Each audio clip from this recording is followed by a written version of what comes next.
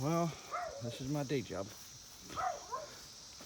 I mow acres upon acres that were once waist deep. Get them looking right. However, I got hitchhikers today. I don't know how well you can see them all. I don't know how many more is on me. Locusts love me. Well, everybody, I'm gonna take YouTube in an entirely opposite direction. I'm getting kind of burned out on some negative comments about model railroading.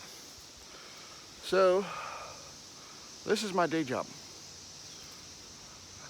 This grass was taller than these cars when I first started.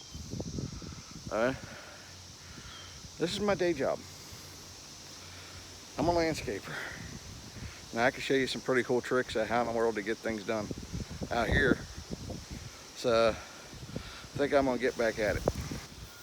Now this is my $100 Walmart weed eater. All right, $100. And it keeps up with the Steels, it keeps up with the Echoes, it keeps up with the high dollar stuff. This is called Black Max. And my God, I can't believe how good this thing runs.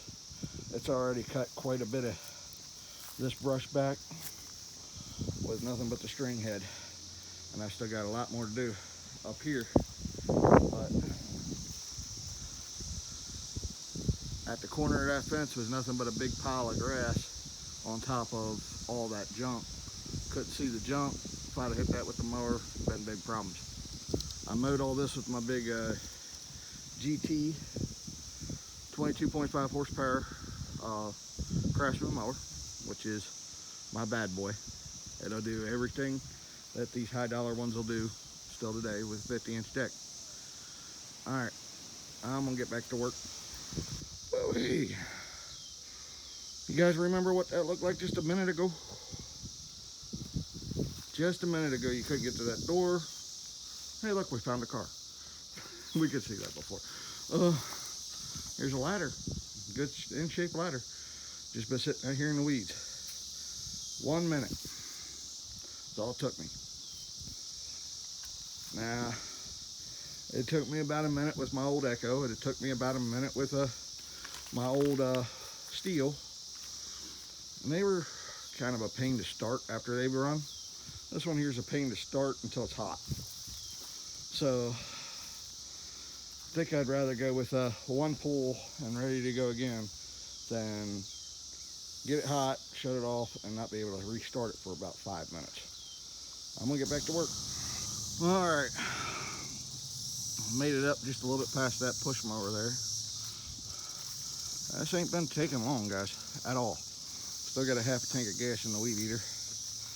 Now, there's some things here. We'll see if we can't find out what the heck some of them are. I can see bits and pieces. Bits and pieces. And that's what I stopped my mower at, is anything that I saw. So I got to take careful look at the deck. But we see all this. There's going to be some before and after, all right? Unfortunately, a lot of that grass is on the other side of the fence, but this will be completely cleared out. So I'm gonna get back to work and then I'll show you what the world's going on. Forgot to add something, is that when you're dealing with tall weeds, all right, start from the top with a weed eater and work your way down. All right, start from the top and work your way down. The reason for this is so that you don't wind up with a bound up head. You wind up with a bound up head from grass trimmings, which every weed eater's gonna get some. You bound that head up and it takes more gas to do the job. So start from the top and work your way down. Here we go. Oh my God. That's a heck of an improvement. Just about 3 minutes.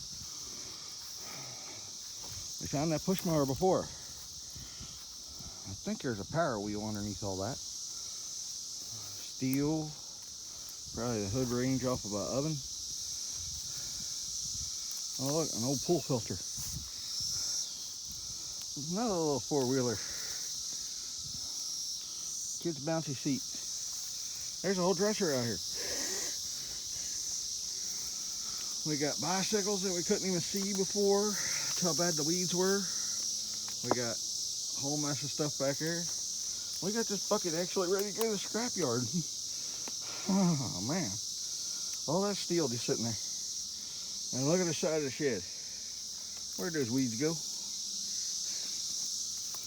is why I love my job, is you get to discover some things that have been hidden for years. Now the homeowner can have the access back.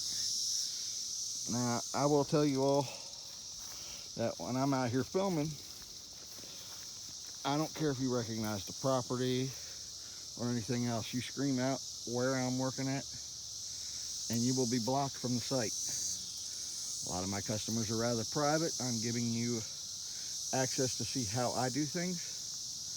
Do not, and I repeat, do not post the locations of these homes by address. I am in South Central Pennsylvania, so if anybody needs help west of Gettysburg and east of Waynesboro and north of Tawnytown, Emmitsburg area, all the way to Biglerville, I am more than willing to help you out.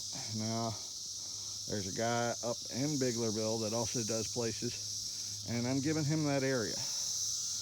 So, he's a good friend of mine.